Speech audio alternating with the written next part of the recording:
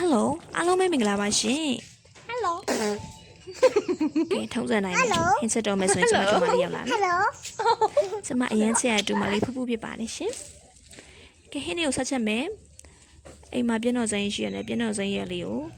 ခူးမယ်ပြီးတော့ပဲလေးနှက်ထားတယ်ဒီနေ့တီးစုံပဲကလိုင်းချက်ပြမယ်ကဲဦးလေးလိုင်းစီထဲမယ်ကျွတ်တုံနေထဲမယ်ရောင်တင်မုံစနေမုတ်တွေထဲမယ်ပြီးစီညနာတက်မယ်ပြည့်တော်စမ်းရလေးထက်ထွက်ပြီးတော့ကျွန်မပြည့်တော်စမ်းကိုကျွန်မကျွတ်တဲ့အထိစီးတက်တာပေါ့နော်ပြည့်တော်စမ်းလေးကျွတ်မှုမှုလေးအဲ့အရင်ကြိုက်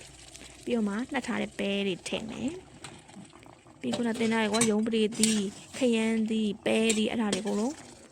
နည်းနည်းလုံးလိုက်တယ်ပေါ့နော်သူတွေကထွက်လာတဲ့အရေးလေးနဲ့ပဲကျွန်မဖုံးအုပ်ထားတယ်ကွာတည်ရမှာပြီးတော့မှစာအရသာချုံမှုထည့်ပါတယ်ငါးမြိုင်လေးထည့်ပါတယ်ရှင်ကဲအခါကျတော့မှမိမိကြိုက်နေတဲ့လောက်ဒီပမာဏကိုထည့်နိုင်ပါတယ်ရှင်โอเคရပြီအိုးချကန်လေးဆိုတော့ငရုတ်သီးအချောက်တောင်လေးထည့်တယ်ပြီးရင်တော့မဆလာလေးအုပ်လိုက်မယ်ရှင်ကဲကျွန်မအရင်ကြိုက်တဲ့တီးစုံပင်ကလာဟင်းရိုက်ပေါ့နော်အနံလေးကလည်းမှုရနေမဆလာနံလေးဆိုမဆလာနံလေးအိပ်ပြင်းတော့ဆိုအရင်ကြိုက်တယ်တလားအရင်ကိုကြိုက်တယ်အရင်